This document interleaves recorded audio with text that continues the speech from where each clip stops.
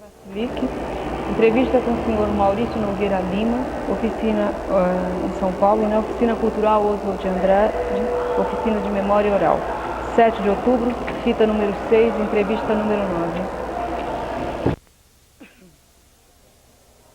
Pronto? Então, bom. Pode começar. Meu nome é Maurício Nogueira Lima. Eu nasci em Recife, Pernambuco, no dia 18 de abril de 1930. Oficialmente eu nasci no dia 21 de abril de 1930. Isso por uma razão curiosa, porque eu sou prematuro, era prematuro. Nasci de 6 meses e meio, quase 7 meses, uma posição certa para nascer. E evidentemente a minha sorte é que eu estava em Recife, Pernambuco, que é um lugar quente. Porque se tivesse nascido em São Paulo, onde eu fui feito, eu tenho impressão, não teria sobrevivido, porque aqui é muito mais frio, e naquela época não havia condições técnicas para que um bebê, né, sobrevivesse sendo prematuro. Não tinha nem 1 quilo, tinha 950 gramas. Então ninguém foi me registrar, porque achava que eu ia morrer logo logo. Então depois que eu consegui sobreviver, né, com algum tempo, é que meu pai foi correndo registrar, fazer o registro em cartório. E acontece que tinha que pagar uma multa. Então, para ele não pagar a multa, porque eu acho que ele estava sem grana nessa época, ele resolveu botar uma data limite. Então botou no dia 21 de abril, que era o dia que nasci. Nasci em Recife, Pernambuco, e o meu pai chama-se Manuel Mendes Nogueira Lima, e a minha mãe chama-se Maria de Assis Nogueira Lima. Mas o nome dela, de família dela, é Maria de Assis Pereira de Arruda, de Limoeiro, quer dizer, uma cidade perto de Recife, a cidade dos Coronéis de Limoeiro. E ela é filha de coronel, por isso, provavelmente, isso é uma das razões porque o meu pai não se deu muito bem morando lá. Viemos para São Paulo no ano de 1932, como eu estava dizendo a vocês, por um problema não tanto político da parte do meu pai, mas em procura de melhores condições de trabalho para ele. Porque na realidade São Paulo estava começando a crescer na época, era uma cidade mais cosmopolita do que Pernambuco, que ainda era uma pequena cidade com muitos problemas. E como hoje todo mundo quer ir para Miami ou Nova York, naquele tempo todo mundo queria ir para São Paulo. Então viemos para São Paulo. Eu não tinha nenhuma culpa disso, porque era muito pequeno. E evidentemente aqui foi onde eu cresci e aconteceu uma série de coisas, né? O que o seu pai fazia lá em Recife? O meu pai, quando ele casou muito cedo, que parece que ele casou em 1927, por exemplo, uns 3 anos antes de eu nascer. Ele trabalhava como comerciante no estabelecimento do meu avô, do pai da minha mãe, lá em Limoeiro. Mas houve uma desavença familiar e eles se chatearam lá, muito jovem, e vieram para São Paulo. Vieram para São Paulo, e meu pai aqui começou a procurar emprego, era difícil, tá? Então começou a trabalhar como office boy, não sei o que mais, né? Aí que meu avô, o pai dele, que era juiz de direito, chamou em 1930, para ele voltar a Recife com um emprego novo que ele teria, que era na Polícia Marítima. Então ele seria aqueles caras que ficam vendo navios que vêm de fora, ver se tem, se vem com drogas, se vem com isso, se tem homossexual que vem, se vem de Caiena, se é bandido, coisa e tal. Então ele ia fazer um serviço leve e que, se o cara fosse esperto, podia até ganhar algum dinheiro com isso aí, né? Porque isso sempre dá uma boa grana, né? Polícia é um bom negócio. Mas evidentemente ele não deu certo e voltou para São Paulo. Em São Paulo ele começou a fazer trabalhos de pequeno comércio, né? De balcão, vendendo, porque ele não tinha instrução superior. Ele tinha apenas o colegial completo. E a minha mãe tinha o curso normal. Naquela época as mulheres só faziam o curso normal. Então ela era professora. Só que eles não tiveram muita sorte na época que vieram para São Paulo, em 1932, foi em plena época de término da Revolução Paulista. E evidentemente o pessoal do Nordeste havia uma certa animosidade, um povo daqui com o imigrante do Nordeste. Então ele teve uma certa dificuldade, com aquela voz ainda arrastada de pernambucano, aquele negócio todo, de conseguir um emprego melhor por causa disso. Depois as coisas melhoraram, mas ele sempre trabalhou em vendas, ele sempre foi um grande vendedor. Terminou trabalhando na Colgate-Palmolive como gerente de vendas, depois teve uma série de problemas de coração e morreu. E a minha mãe terminou a vida, depois que meu pai ficou doente, como ela aprendeu francês perfeitamente, e viajava muito pela Europa, ela começou a dar aula para estrangeiros. principalmente para o pessoal que vinha, isso já na década de 50, 60, 70, os judeus que vinham da Polônia, Tchecoslováquia, de Israel, quer dizer, o pessoal perseguido, e mesmo judeus soviéticos que fugiam da União Soviética vinham para cá. Ela falava perfeitamente bem francês, então ela criou um método por imagens, de ensinar português por imagens, um negócio curiosíssimo, e teve um grande sucesso, principalmente com a colônia israelita, apesar de a gente não ser israelita, apesar de ter cara de judeu, mas não somos. Provavelmente com o nome dela, Pereira de Arruda, eu, Nogueira Lima, nós somos o que chamam de cristãos novos, né? É verdade. Como é que foi a infância? Quando vocês vieram de Recife para cá, vocês ficaram morando aonde? Quais são as lembranças de infância? Bom, eu estava dizendo aqui, por exemplo, o primeiro endereço que eu lembro,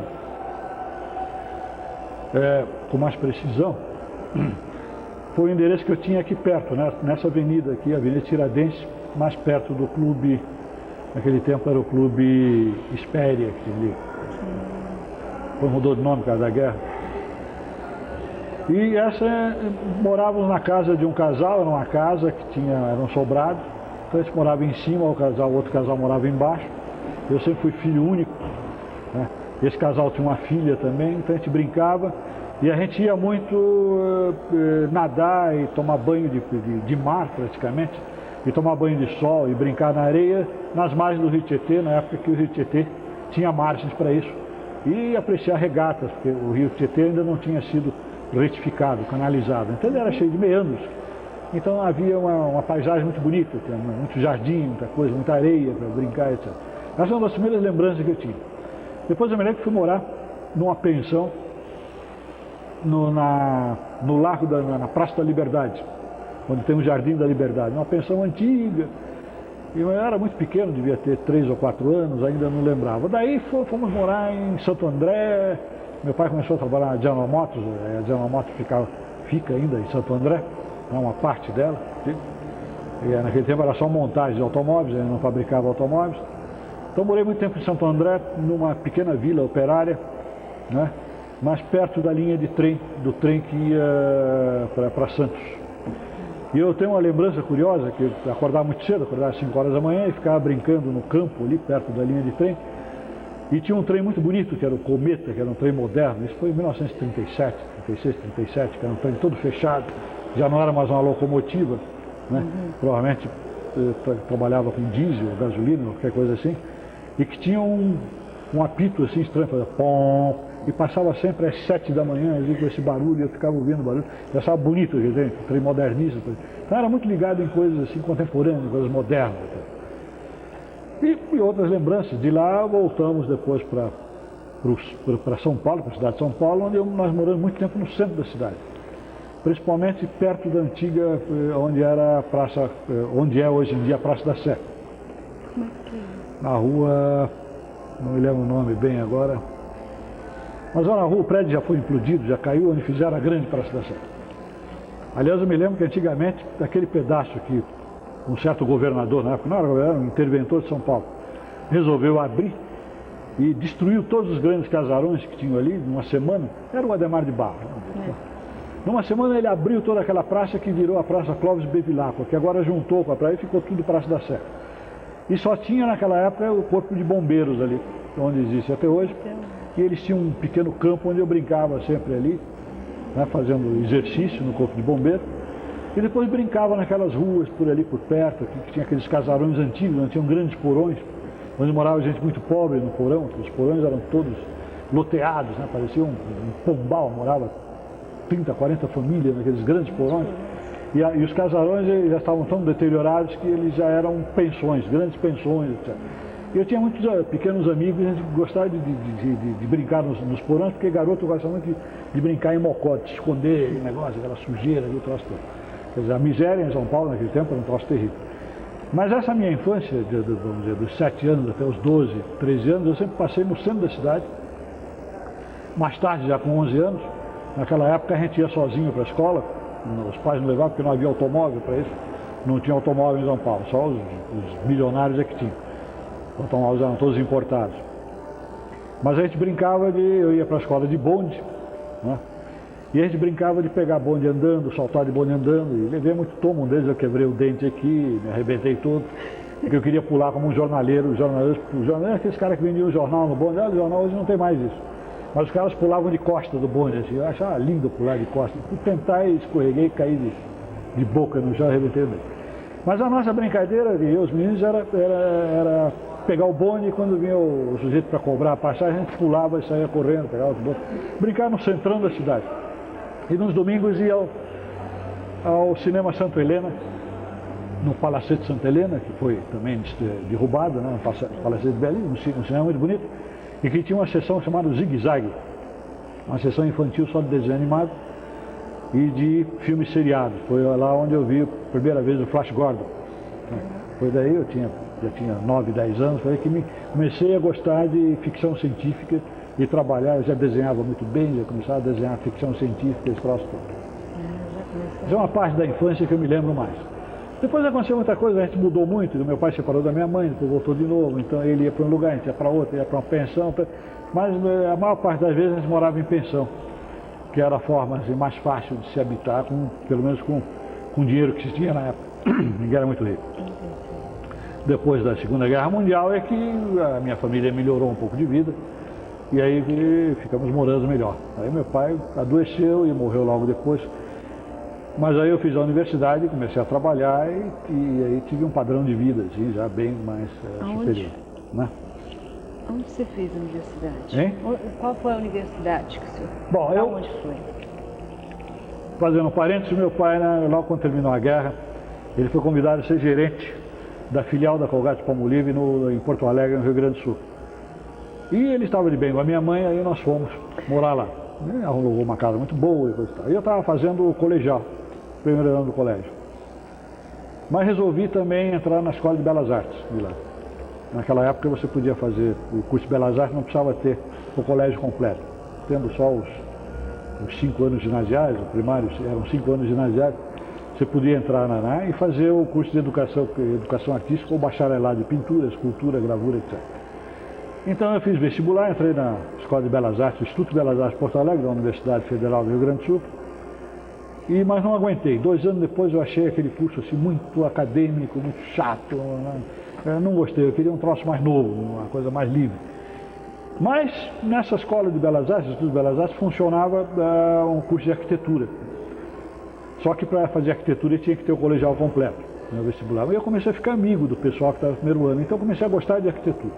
Então quando voltei a São Paulo, em 1950, eu terminei o colegial, faltava 1 ano para fazer no Colégio Rio Branco, com bolsa de estudo do Rotary Club, porque eu não tinha grana para pagar. E entrei para fazer um curso de artes gráficas, desenho industrial, etc., no Instituto de Arte Contemporânea do Museu de Arte de São Paulo. O Museu de Arte de São Paulo foi fundado em 1948, 49, pelo Barbie.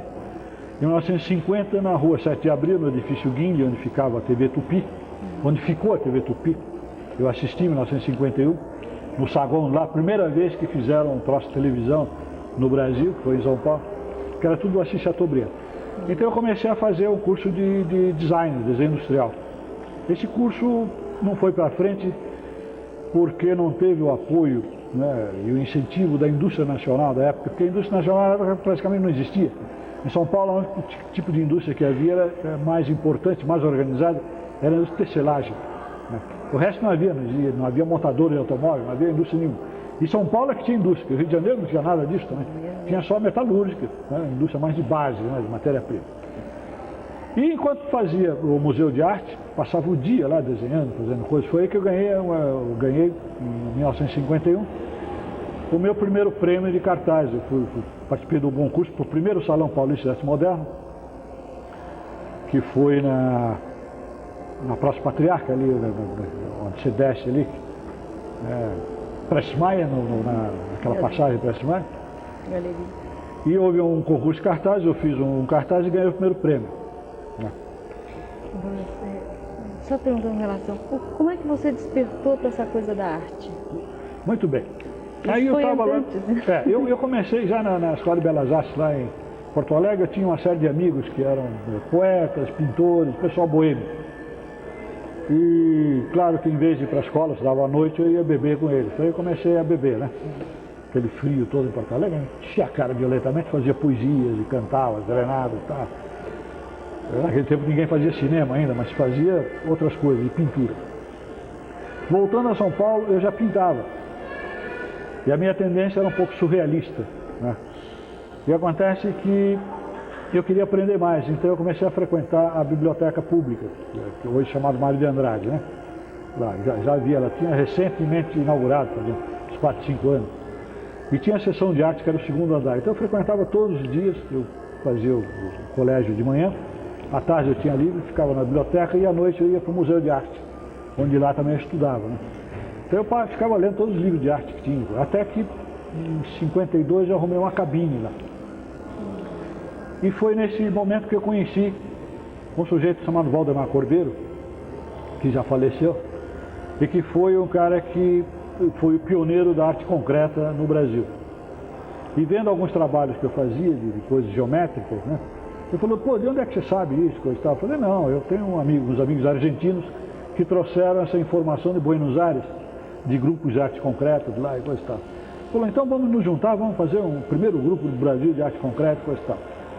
Foi daí que nós conhecemos os poetas, o Décio Piatari, os irmãos Campos, e formamos o primeiro grupo de arte concreta no Brasil, onde fizemos depois, em 1956, no Museu de Arte Moderna de São Paulo, a primeira exposição nacional de arte concreta. E depois, no Rio de Janeiro, no Ministério da Educação, a segunda exposição nacional de arte concreta aí, com artistas cariocas e todo mundo. Foi um escândalo tremendo na arte. Bom, voltando para trás um pouco, eu não queria pintar. Eu já estava tendo uma atitude mais socialista. Lá em Porto Alegre eu andava só com gente do Partido Comunista, a gente fazia greves, tá? Eu era craque em derrubar cavalo na rua. A rua era toda de macadame, né? E a gente jogava rolha, os cavalos escorregavam, o policial caía, saía correndo. Então, já tinha aprendido a fazer um pouco de guerrilha urbana naquela época.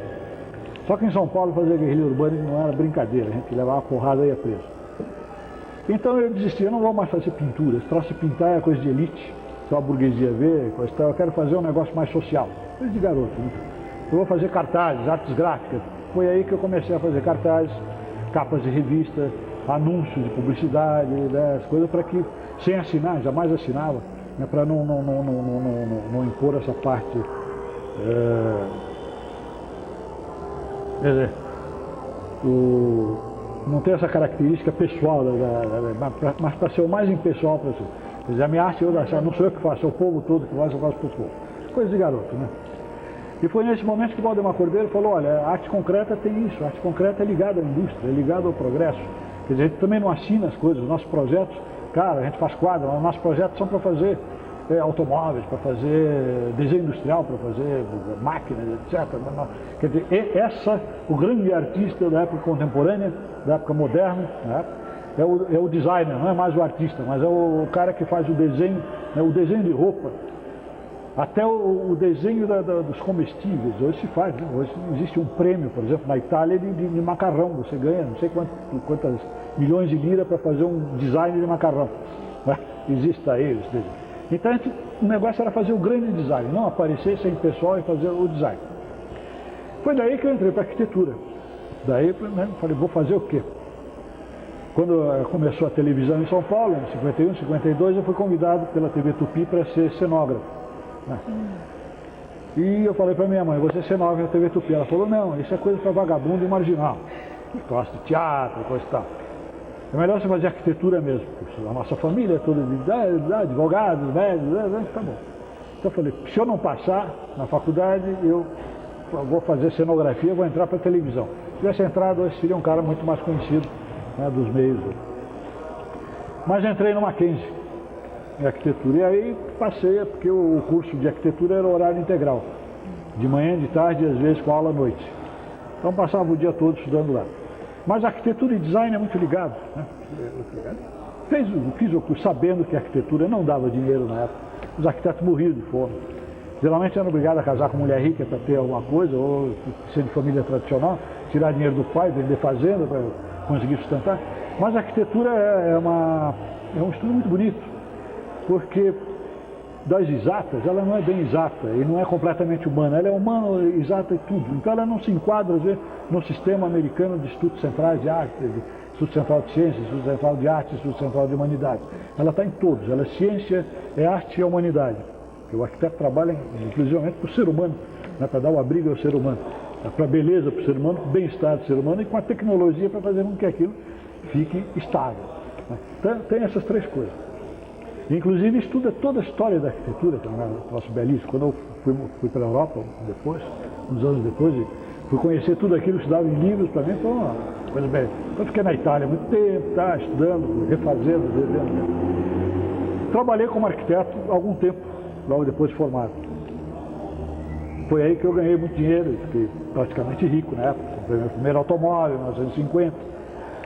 Aí fui fazer trabalhos para Willys Overland, que fazia os carros da Willys, Jeep, Gordini, Dauphine, Alpine, coisa e tal. Fiz stands para eles, os grandes stands do salão do automóvel. Mas uns anos antes eu tinha feito os grandes salões da Alcântara Machado. Eu fiz a Fenite inteirinha, desde a marca, o símbolo até, foi em 1958. Depois fiz a UD, a Utilidades Domésticas, fiz a marca, todo o planejamento gráfico e todo o planejamento arquitetônico da coisa. Aí veio o salão do automóvel, eu não quis fazer, só queria fazer um stand. Aí peguei o stand da Willys Overland, que tinha 12 mil metros quadrados. Foi um concurso, eu ganhei o prêmio. Aí fiquei trabalhando, cada ano tinha o salão, fazia um stand para a Willys Overland. Depois virou Ford, a Ford comprou. E o último stand que eu fiz para ele foi em 68, no lançamento do Corcel e do carro Ford Galaxy. Depois nunca mais quis trabalhar nisso. Aí desisti, fechei o escritório. E comecei a só me dedicar à pintura mesmo, né, a pintar, e a carreira universitária. Em 64 eu comecei a dar aula no Mackenzie, que eu tive os problemas políticos, aí, claro, com o golpe de Estado militar. Fui dar aula no Mackenzie, do Mackenzie eu passei para a Fundação Armando Penteado, onde dirigi cursos de arte durante 4 anos e fui despedido em 69 por problemas políticos, claro. Né. Aí entrei na Universidade de São Paulo para dar aula na Faculdade de Arquitetura. Dei aula um ano de graça, porque o meu contrato não saiu, porque, como eu era comunista, naquele tempo dizem que não houve isso. Mas comigo houve, não sei, só comigo, acho que muita gente houve também. Mas eles rezam de pé junto que não tinha um coronel lá que ia ver no SNI quem entrava. No fim consegui o raio do contrato e foi lá que eu fiz a carreira. Por contrato eu era obrigado a fazer pós-graduação. E porque não havia ainda curso de pós-graduação para arquitetura. O arquiteto se formava, ia trabalhar, etc. Ninguém voltava para a escola, como os pedagogos, os psicólogos, médicos que trabalham, como cientistas que trabalham. Quando abriram o curso de pós-graduação na Faculdade de Arquitetura e Urbanismo, em 77, eu entrei, fiz mestrado em 83 e fiz doutorado em 85 até 87, mas não fiz a tese, pedi um adiamento que está até hoje. Não estou muito interessado em fazer tese de doutor. E hoje em dia eu trabalho mais como artista plástico, mais como pintor. Vamos retornar um pouquinho atrás. Vamos. Você seguiu a carreira, quer dizer, você fez a universidade, se formou, voltou para São Paulo, né, para fazer a universidade, se formou aqui. Quando foi que você casou? Como é que foi assim? Quando é que você saiu? Porque você sempre morou com a sua mãe, pelo menos até a fase. Pelo menos em São Paulo. Aí quando você casou, como é que foi? Como é que mudou essa... Foi justamente quando eu cheguei em São Paulo, de Porto Alegre, fiquei 3 anos em Porto Alegre, voltei para São Paulo em 1950, entrei para o Museu de Arte, e eu morava, a gente tinha um apartamento ali na Rua Major Sertório, por ali. E lá eu conheci uma colega, a Glória, né, que foi a minha primeira mulher. E claro, a gente começou a namorar. Esse namoro levou uns 2 anos. Até que uma época ela chegou e disse assim, olha, eu sou doce antes de casar. Ou, né, só se casar. Esse troço de, eu não fui programada para essas coisas assim. Eu falei, mas eu gosto de você, vamos casar. Mas eu tinha 23 anos só. Eu achava que era muito moço. Naquela época o pessoal casava moço, mas 23 anos era muito moço. E ela era um pouco mais velha que eu, tinha uns 5 anos mais, tinha 28 anos. Mas a gente teve uma paixão, um amor muito forte. Eu fisicamente, porque ela era muito bonita e tal, e era uma moça muito inteligente, e gostei dela mesmo. E ela não tão fisicamente, porque eu não era nada bonita, era feio para burro, mas ela ficou mais ligada à cabeça. O que eu fazia na época, os prêmios que eu ganhava, e troço todo, ela, foi mais um fascínio, né, uma fascinação. Bom, a gente casou em 53. Eu aí estava no primeiro ano de arquitetura, primeiro para o segundo ano. Era estudante, não trabalhava, porque nessa época não tinha possibilidade, eu ganhava algum dinheiro porque fazia alguns trabalhos de freelance, trabalhos grátis, ganhava uma capa aqui, então às vezes passava o ano sem trabalhar, mas no fim do ano ganhava 2, 3 concursos e dava dinheiro para fazer. Mas não tinha condições ainda de ter um lugar próprio. Então nós fomos morar no viaduto Maria Paula, também no centro da cidade, no apartamento dos pais da Glória, onde nós ficamos lá até eu me formar. 2 anos depois, nasceu a nossa primeira filha, em 1955, né?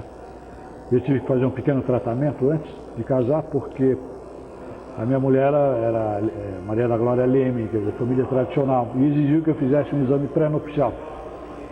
Eu nunca imaginei fazer exame pré-nupcial para aqui, besteira, mas hoje tudo bem, você vai fazer um exame de HIV porque é importante. Principalmente cara jovem, artista, então é um meio de risco tremendo, né? Mas naquele tempo não era tão tremendo assim, meio de risco. Eu fui fazer um exame de sangue e deu em estado latente 2 cruzes de sífilis, quer dizer, sífilis congênita, quer dizer, vinha de família. O médico achou, eu sabia que você tinha alguma coisa. Eu falei, mas por quê? Primeiro porque você é nordestino. E segundo porque a sua arcada dentária é um pouco para fora. Eu falei, mas isso tem... o cara chutou, sei lá, chutou. No fim tirou o sangue, viu? Eu fiquei 1 ano fazendo tratamento. A sífilis não estava ainda acontecendo. Mas podia vir a acontecer, podia atacar a cabeça, a primeira coisa que ataca é o cérebro. Né? Você fica louco, etc. Ou podia demorar muito tempo, atacar o coração, etc. Fiz o tratamento de penicilina com bismuto, que era um troço terrível. E ele pediu que os médicos naquela época eram um pouco ignorantes nessas coisas. Eles falavam, não pode ter filho enquanto tem sífilis. Eu falei, mas não tem a ver alguma coisa? Não tem nada a ver. A sífilis do homem não. A mulher que o problema é mais da mulher se tiver, não do homem. Então a primeira menina, a Áurea, nasceu em 1955, porque aí estava tudo bem, eu fui fazer exame, não tinha mais nada, estava limpo, estava um paulistano, né, perfeito, já não tinha mais nada nordestino, mas nem a coitada da sífilis. Né. Aí nasceu a primeira. Quando nasceu a segunda, a Mônica, foi em 58, eu já estava formado e já tinha um escritório. Aí nós alugamos um apartamento na Bela Vista, perto da Avenida Paulista, ali por baixo, Paraíso Bela Vista. E foi aí que, então, eu comecei a trabalhar muito, eu tinha um escritório, ganhar dinheiro, tá, daquele apartamento, compramos um outro perto da Avenida Paulista, um apartamento enorme, de 400 metros quadrados, que depois reduziu para 200, porque veio o golpe de Estado, eu não pude pagar, naquele tempo não tinha prestações longas, né? Você pagava em 2 anos, então eu tinha que pagar como se fosse hoje, pagava assim, vamos dizer, uns 15 milhões por mês, mais uns 60 milhões em 6 meses, quer dizer, não era fácil, tinha que trabalhar feito uma besta, mas pô, você com 32 anos você trabalha bem, né? Não tem problema, e ganhava muito bem. Mas aí depois eu comecei a ficar boêmio, né? Ser professor e voltei à escola em 64 e comecei a andar só com a juventude. E aí, claro, eu tinha uma aluna que eu me entusiasmei por ela, né? Aí fomos ver juntos e eu separei da família. E fomos ver juntos na Rua Maria Paula, pegado ao Mackenzie, num prédio ali, onde eu assisti todas as coisas todos os grandes comícios que aconteceram ali na época, né? 68, 69, 70, todos aqueles quebra-pau, dava lá um Mackenzie ali perto. Mas depois me separei da mulher, a Vera Ilse, que é arquiteta também.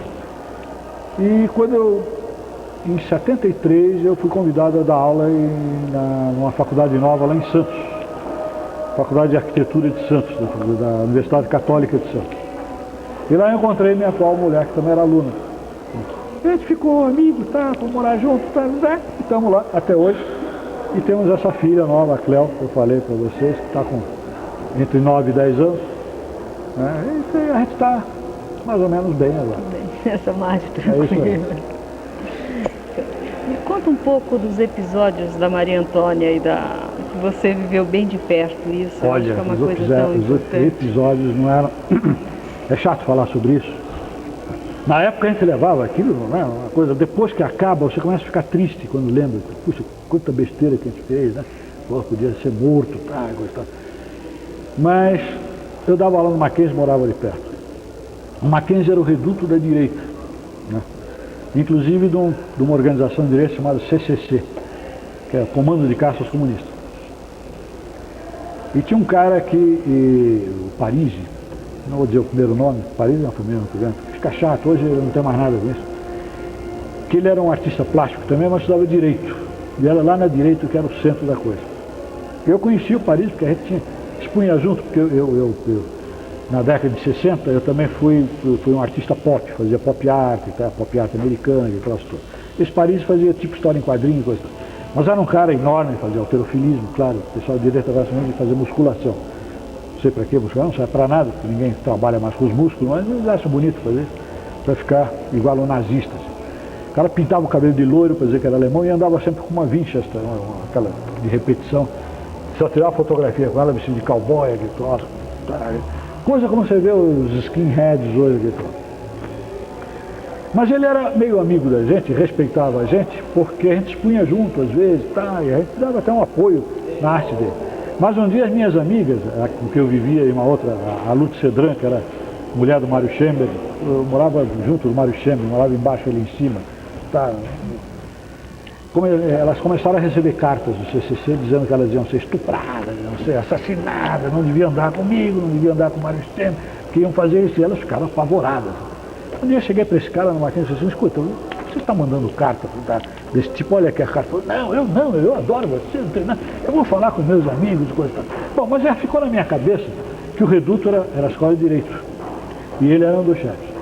Eu assisti, não de perto assim, mas do lado, o apartamento que eu morava na Maria Antônia, era para trás, mas dá para você ver de lado, o pessoal do Mackenzie subindo naqueles prédios que ficam demorando, né, com espingardas, aquelas espingardas que como é, tem um nomezinho, e dando tiro na faculdade de filosofia. Mas arrebentaram com as janelas todas, e querendo pegar o pessoal. Eu não vi ninguém morrer, coisa e tal, né? Porque, nessa confusão. Mas vi aquela tremenda coisa, a polícia não ia, não fazia nada, porque os caras eram a polícia. E eles ficavam lá, parecia coisas que eu vi na década de 30, que eu ia ao cinema, e passava jornal, né, antes do filme, sobre a Guerra Civil na Espanha. 37, por aí, que ficava aqueles caras em cima dos telhados jogando granadas, né? Os caras de boné, povo, né? Outros atirando e coisa e tal. Então eu vi que o pessoal do Mackenzie atirando aí na rua, na filosofia. Eu falei, porra, parece que eu estou vendo a Guerra Civil da Espanha. Isso foi um dia. Agora eu vi vários comícios, passeatas, né? O pessoal andava, depois chegava a polícia, cercava, tu não saía para cá, saía para lá, outros enfrentavam, enquanto os outros corriam, outros vinham por trás, pegavam a polícia por trás. Então, todo aquele tipo de guerrilha urbana, assim, que eu não participava, porque eu já estava um pouco velho para isso. Nessa época eu estava com 38 anos, não era bem a idade de fazer, era mais a idade de dirigir, dizer como é que faz, mas não de lá. Isso é coisa para quando você está com a sua força física completa, inclusive com perna boa para correr. Porque se não correr, te mata mesmo, porque o pessoal atirava, não para cima, atirava mesmo em cima. Vi uma vez que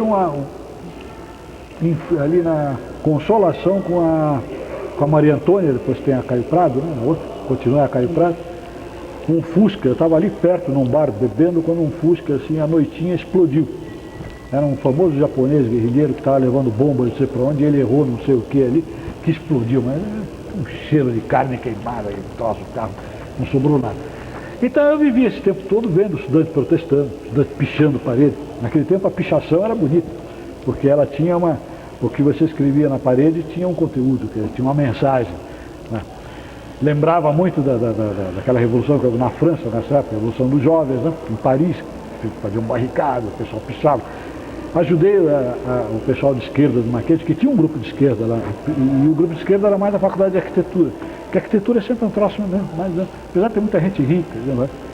Mas o pessoal mais de esquerda era da arquitetura, né? Então fazíamos cartazes, né? Eu ensinei eles a fazer cartazes rápidos, inclusive com serigrafia, silkscreen, olha, silkscreen faz assim, letras faz assim, tá, e você pega, né, tá. E por causa dessas coisas eu fui indiciado, né? E por isso fui despedido do Mackenzie. E depois fui despedido também na Fundação Penteado, onde não é que a gente fazia política, mas eu ajudava, eles querem fazer política, olha, é assim que se faz. Agora não estou fazendo nada, absolutamente.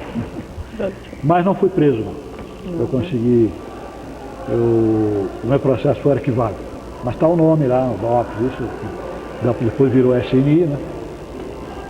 E quando virou SNI que me chamaram para ajustar as coisas, porque o coronel estava tudo errado, uma bagunça tremenda.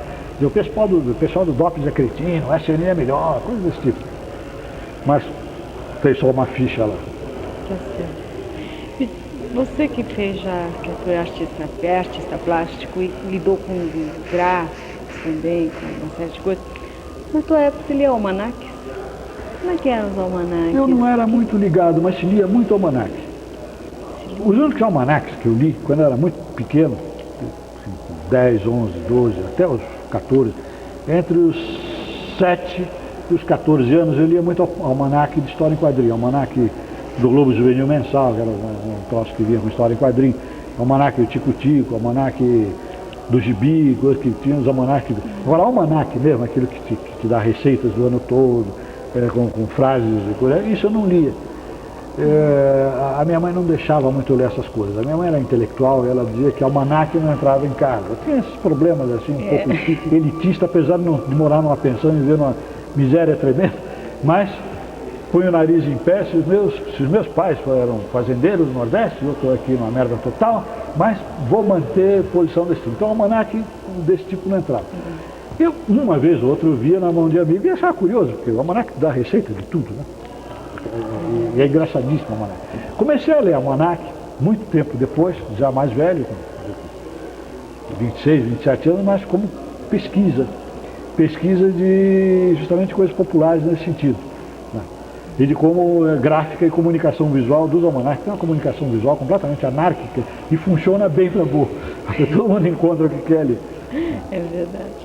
Você fez, nesse seu trabalho, você fez alguma vez charge? Se interessou por essa área ou não? Pela? Charge? Não, nunca fiz charge. Eu fiz um pouco de história em quadrinho. História em quadrinho? E na época da pop art eu fiz quadros, assim, que eram quadros da história em quadrinho gigante, grande.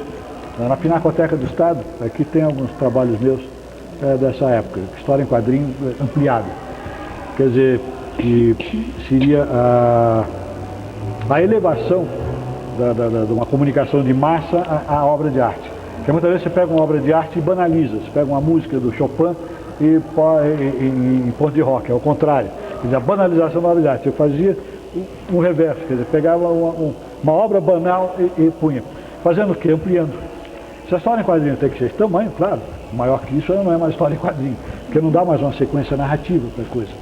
Quando você faz um quadro de 1,5 metro por 1,5 metro, com personagens de história em quadrinho desenhado, com a mesma característica, ou pintado com a mesma característica gráfica da história em quadrinho, quer dizer, a cor chapada, a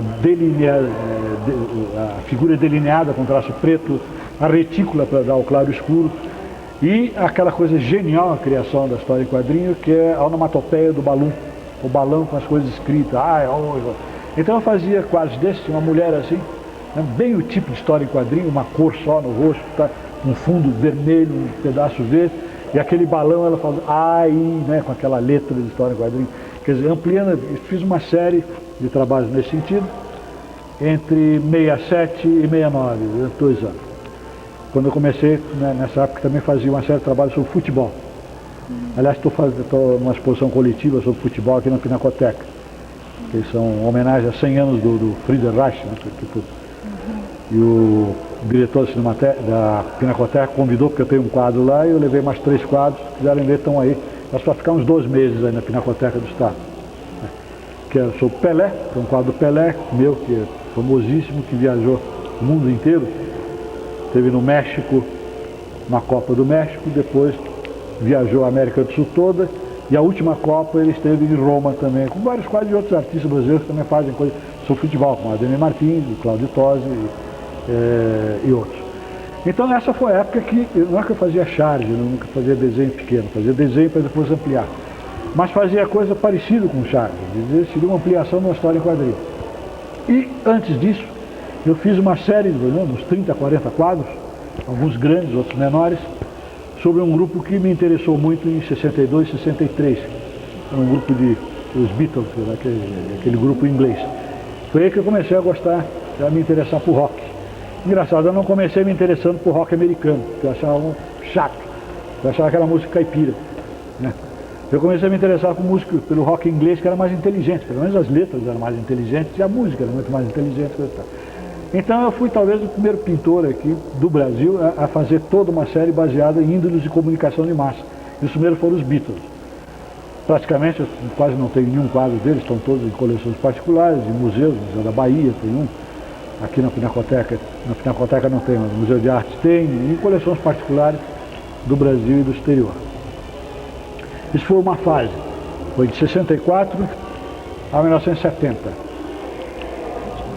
Eu comecei a me libertar de uma fase geométrica de pintura que eu fazia, de design, etc., em 64 pelos problemas políticos, onde eu fiz o primeiro quadro, que era um poema-quadro.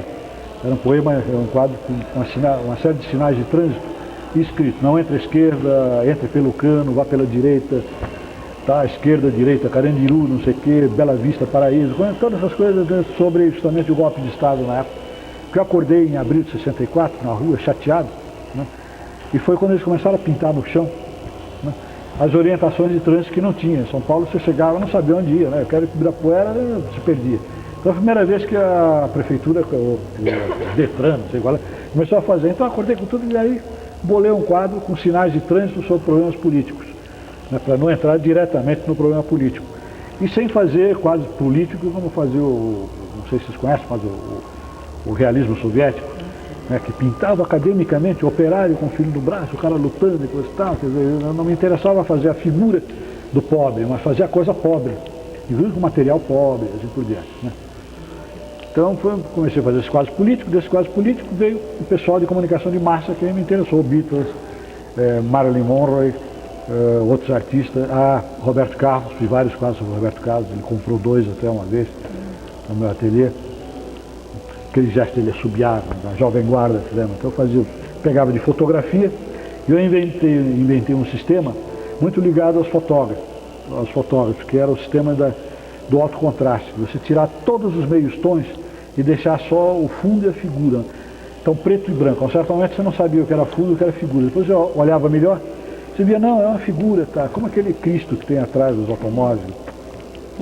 Então eu fazia quase desse tipo, assim, com corpo bem berrante às vezes, vermelho, amarelo, verde, azul, né? 3, 4 cores, que era o sistema mesmo, para chocar, escandalizar. Eu tenho a impressão que eu dei um apanhado aí, meio geral. Você se chateei um pouco. Não, imagino, pelo contrário, eu acho que tinha muita coisa para falar, o nosso problema quando vocês fizerem a edição aí, né?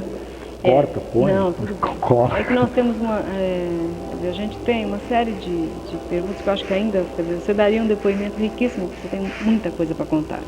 Mas a gente tem um problema objetivo mais ou menos claro, de tempo. Eu sei que vocês têm, inclusive eu também. Então, você também.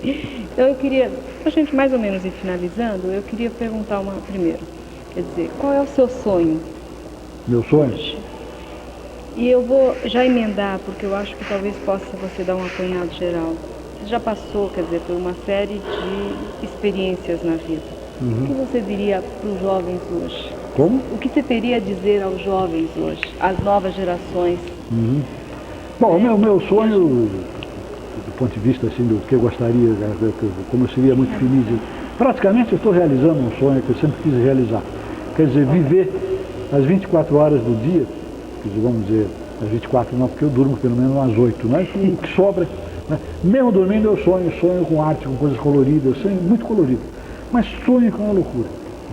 Mas o meu sonho eu estou realizando, estou fazendo, vivendo de arte, feliz, numa boa, quer dizer, abdiquei de uma série de coisas, assim, de uma boa vida, de ter uma grande casa, um grande apartamento, tal, automóvel, para viver uma vida mais modesta, né, uma pequena casa alugada, porque na minha ação de separação eu perdi tudo que eu tinha, quer dizer, passei tudo para a mulher para não precisar da pensão alimentar, passei apartamento, terreno, tal, e para as filhas, das primeiras filhas. Então eu fiquei com a Selma numa pequena casa, uma casa grande, mas uma casa ali na Cônigo Leite, em Pinheiros, que a gente tinha alugado há uns 16 anos atrás para fazer o nosso escritório e ateliê. Então quando eu me separei, fui morar lá. Daquelas assim, vamos ficar morando aqui mais 1 ano, 2 anos, daqui a pouco a gente pega compra uma casa, ou aluga um troço maior, e até hoje não deu. Justamente porque eu estou realizando esse sonho. De chegar a acordar às 10 horas da manhã, todo dia, sem problema, dizer que aquele problema de consciência pequena burguesa, porra, eu não estou trabalhando, todo mundo acorda às 5 da manhã, pega 3 condições, dá um duro desgraçado, sofre para burro, morre com isso e coisa e tal, e eu não estou fazendo isso, não estou, já fiz isso. Agora não vou fazer, acordo às 10 horas, numa boa. Leio jornal até 1h da tarde, mas leio 2 jornais, mas inteirinho, gostoso, atendo os telefonemas, só. Depois eu já começo a trabalhar. Aí eu vou para o ateliê na própria casa, aí começo a pintar, organizar minhas coisas, fazer, tá. E 2 vezes por semana eu passo quase que o dia na Universidade de São Paulo, quando eu faço as minhas pesquisas. Eu sou pesquisador lá também. Porque lá no meu ateliê não tenho condições de fazer pesquisas que eu tenho lá na USP, porque lá tem computadores, tem uma série de máquinas, elementos para realizar a minha pesquisa. E as minhas pesquisas são sempre sobre forma, sobre problemas assim, inclusive eu estou fazendo pesquisas sobre as coisas sensíveis da cidade. As coisas assim que dizem, mas do ponto de vista sensível, quer dizer, as coisas de arte que tem na cidade. Desde a comunicação visual, até a fachada do edifício, até o desenho de um piso, até a gráfica urbana, que é esse workshop que eu estou dando. Inclusive já devolvi a cidade, já fiz grandes painéis, no Lago São Bento eu tinha feito um painel enorme lá, dei novas cores para a Praça da República, para a Praça Roosevelt em 84, no governo Covas. Fiz uma série de intervenções urbanas e estou fazendo a minha pesquisa também sobre intervenções urbanas e agora estou canalizando essa pesquisa para os rios. Eu, quando morei na Europa, no ano passado, morei 3 meses lá, fui lá gastar dinheiro e fazer um trabalho na Itália. Eu vi que os rios lá são uma beleza. O pessoal toma banho, o pessoal tem clubes no rio, as pontes são belíssimas, e os entornos do rio, paisagismo belíssimo, tem obras de arte em tudo que é lugar. Então a minha pesquisa é sobre isso, como fazer com que esse rio seja bonito, tá, que não é fácil. E mesmo se eu chegar a alguma conclusão sobre isso, ninguém vai fazer, porque os órgãos públicos alguns estão mais interessados em problemas sociais, eu até dou razão, no caso do governo do PT, mas interessados nos problemas sociais e não cuidou da beleza da cidade, porque inclusive não tinha dinheiro. Bom, mas esse sonho eu estou realizando, aquele sonho de poder viver somente de arte, e não precisar fazer um outro tipo de trabalho que não tem nada a ver com arte, que se detesta às vezes fazer. Eu fiz várias coisas assim, construir e ver obras do interior, falar com cliente, falar com burguesia, jantar com cliente, não precisar fazer mais nada disso, ser um homem completamente livre, não ter propriedade, não ter mais nada, ter um dinheiro que eu ganho na universidade quase, que eu vejo que dá para viver muito bem, então, passar 3 meses na Europa, quase tudo lá. Os jovens, o que eu posso dizer para eles é o que eu digo normalmente para eles, eu falo com eles desde 1964, quando eu comecei a dar aula, foi quando eu voltei a ter contato com a escola. Eu saí da escola em 57, né, e comecei a andar de gravata, de paletó, fazer negócio, né. Chegou em 64, me convidaram para dar aula no Mackenzie, aí comecei a conhecer jovens, Beatles, esse troço todo, o jeito, os bailes, me convidavam para ir a baile, para ser paraninho deles, aquele troço. Muitas vezes eles casavam, ia lá ser padrinho de casamento, aquele troço todo. Curioso que todos que eu fui padrinho se separaram depois, né? Mas eu sempre falava para eles, meninada, o negócio é vocês não seguir muito o que os pais de vocês dizem, que é o negócio de ganhar dinheiro e faturar, e viver. O que interessa é ser feliz, não é ser rico, nem ser o mais inteligente, nem ser o maior artista, mas ser feliz, fazer alguma coisa que você tenha que você tenha vontade de fazer, que se faça com todo prazer, porque toda vez que você faz uma coisa com todo prazer, você faz essa coisa muito bem, e essa coisa muito bem feita passa a ser uma grande obra de arte. Toda grande obra de arte é quando o cara faz querendo fazer e gostando de fazer, porque quando você não gosta de fazer, a coisa sai profissionalmente, só para ganhar dinheiro. Então eu sempre digo isso para eles. E digo para eles, é claro, do ponto de vista político, que esse país pertence a eles. Eu daqui a 10 anos já estou completamente fora de circulação, posso ter só a cabeça. Né? E eles estão no começo, eles é que vão mandar aqui. Eles vão dizer como é que deve ser a TV, eles vão dizer como é que deve ser o centro cultural aqui, como deve ser a cidade, como deve ser a escola, como deve se vestir, como deve se fazer. Então eu digo para eles, vocês têm que fazer isso gostando de fazer, gostando da sua cidade, gostando da população, gostando do seu trabalho. E se gostar, vocês vão fazer muito bem feito. E o grande negócio é fazer a coisa bem feita, que vocês vão se sentir muito bem com isso. Agora o resto, cada um faz o que quer. Não tem nada a ver. Só encerrar, que essas deveriam ser as 2 últimas perguntas, mas eu acho que a gente não pode perder um pouco a oportunidade de você, que é um arquiteto e que se preocupa com a questão da cidade e da urbanidade. Como é que você vê São Paulo? Bom, quem chega aqui a São Paulo a primeira vez acha que uma cidade... São Paulo é uma cidade muito grande. Aí já começa o erro. Do ponto de vista de urbanismo, as cidades muito grandes entram em causas assim, tremendas. É muito difícil de administrar uma cidade muito grande. Cidade grande, quer dizer, são cidades de mais de 2 milhões para cima. São Paulo tem só, a cidade de São Paulo tem quase 10 milhões. E a Grande São Paulo vai chegar a 20 milhões. Quer dizer, ainda não chega a cidade do México, mas já chega a cidade de Nova York, não chega na cidade de Tóquio. Mesmo a cidade de Tóquio, a cidade de Nova York, que são cidades de primeiro mundo, tem problemas terríveis, mas problemas de todo sentido, que você não consegue resolver, principalmente violência urbana, que você tem gente de todo lado, desemprego, você não consegue resolver então. Então as cidades têm que ser pequenas. Qual é a melhor cidade do Brasil? Curitiba. É a melhor cidade do Brasil. E uma das melhores do mundo. Curitiba é a cidade do primeiro mundo, praticamente. Porto Alegre está sendo. E Florianópolis, por incrível que pareça, está começando a ser. Então está havendo um troço perigosíssimo, que é o que está acontecendo na Europa, na Itália. Na Itália tem um negócio chamado Liga Lombarda, que é o pessoal do norte, que é separado do sul, porque o sul é muito pobre. E o norte é rico para burro. O norte ninguém trabalha, todo mundo é milionário, beleza. Eles querem separar o sul do Brasil. O Paraná, Santa Catarina e Rio Grande do Sul, que de uns 10 anos para cá subiram. E quando as grandes cidades, São Paulo, Rio de Janeiro, Belo Horizonte, Salvador, Recife, entraram em processo de deterioração, né, completo, pelo problema de crescimento. Quer dizer, são problemas de entropia, quer dizer, a coisa vai crescendo, crescendo, e você perde o controle total. Não há dinheiro, não há jeito de você organizar de novo a cidade. Então você organiza o centro ali, ai que legal, faz o Anhangabaú, que bonito. Um ano depois, o primeiro comício arrebenta todo o Anhangabaú passa a ser coisa de bandido, tá. Então você não tem mais controle sobre a cidade. Essa, infelizmente, é o caminho que uma cidade grande desse tamanho está tendo. Lá não chegamos ainda à condição de cidade do México, que de manhã você sai de máscara, porque tem uma poluição tremenda. São Paulo tem 4 milhões e meio de automóveis, a cidade do México tem um pouco mais que isso. É muito fácil comprar um automóvel americano lá, é quase que de graça. Um americano custa $5 mil. $12 mil você compra um carro de 3 anos atrás. Então todo mundo disputa carro na cidade do México. A gente só conhece as novelas mexicanas da SBT, que tudo é bonitinho, as mulheres são lindas, as mulheres mexicanas são bonitas mesmo, isso é verdade. Mas eu acredito que é muito difícil o controle da cidade de São Paulo. Você tinha que parar. Primeiro, para a cidade. Não pode mais crescer. Agora, como é que você pode parar? Evitar que gente venha para cá. Quando existe miséria no resto do país, São Paulo ainda tem progresso, né? Tem emprego. Você não pode evitar que o cara venha para cá, não sou nazista. Né? Os caras vêm onde tem oportunidade de emprego. E não só vêm, como são laçados para vir para cá. Aumentou a quantidade de nordestinos aqui na década de 70 para fazer o metrô. O pessoal ia lá e dizia assim, quanto você ganha aqui no campo? Ah, eu ganho 20 mil reais aqui, você não quer ganhar salário mínimo? Pô, salário mínimo. Então eu vou para lá, dá para ajudar a família e trazer.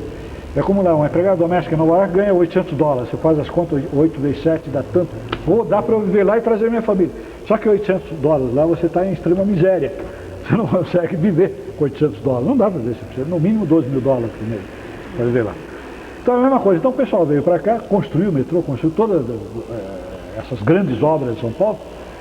E depois não teve condições de voltar, não volta mais, você se enraiza aqui. Então vai vivendo lá na zona sul de São Paulo, que eu via a zona sul crescer de uma forma completamente anárquica. E é o que dá Campo Limpo, quer dizer, grande violência em São Paulo, também na zona sul. Antigamente era Osasco, ou era a zona leste, né? Suzano, Mogi, São Miguel Paulista, onde tinha os grandes bandidos. Hoje é zona sul, porque grande concentração de gente, né? Uma exploração tremenda, um barraco custa não sei quanto, coisa e tal, e o pessoal então vive numa miséria desgraçada e a violência urbana é isso que você vê, estraga a cidade. Porque a cidade não pode crescer assim. Agora ela cresceu, então temos que usar outros tipos de soluções, que é essas que vocês veem quando liga às 8h30 da noite, ligava, né? Os prefeitos vão fazer isso, fazer aquilo, fazer aquilo. Pode ser que todas elas deem certo, todas dão certo, mas a grana para fazer. A Erundina, quando entrou aqui, a dívida era tão grande que o chefe deixou, que ela não teve que pagar essa dívida e ainda resolver problemas de periferia, não deu para aparecer, e assim o próximo prefeito vai ter problemas terríveis. Tá? Enfim, é uma pena, porque eu considero São Paulo uma cidade muito bonita. Ela tem coisas, não sei porque a gente mora aqui, mas a loucura dela, a cultura que ela tem, uma cidade onde você encontra cultura. Eu acho o Rio de Janeiro a cidade mais bonita e verdadeira da minha vida. Olha, conheço a Europa, tudo, mas o Rio é uma cidade belíssima. Mas não dá para viver no Rio. Agora São Paulo dá, você encontra o que você quiser, cultura. Parece que você está em Milão, uma coisa assim. Você está em Paris, São Paulo. Mas tem esse problema, né? Ela cresce, cresce, cresce e cria um cancro, né? Vai crescendo, se não cortar, como não cortaram de cara, ele vai crescendo. Então você tem que usar soluções desse tipo, que nunca vai solucionar. Só quando houver uma grande mudança estrutural em todo o país. Eu espero que haja um dia. Eu também. Bom, eu acho que não tem, né? A gente já pode... Falamos bastante, né? Aqui. Não, o problema é... E a gente agora só... Eu acho que a gente pode... Eu tenho pena dele que ele quer aguentar tudo isso.